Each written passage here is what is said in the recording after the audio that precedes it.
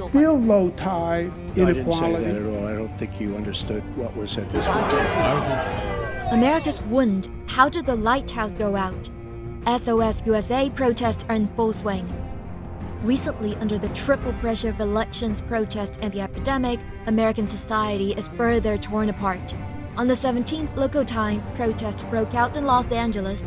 Los Angeles people protested because they were dissatisfied with the police's violent enforcement. The police and the demonstrators then had a violent clash.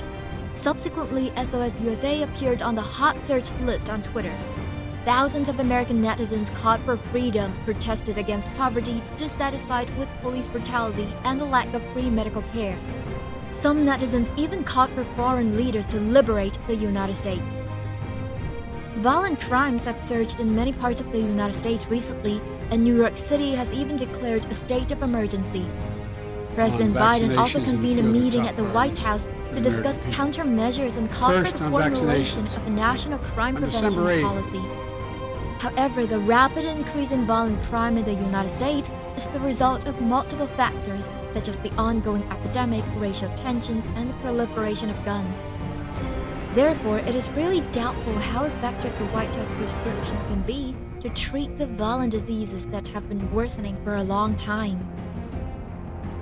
COVID-19 has further widened the gap between the rich and the poor in the United States, and the society is extremely unstable.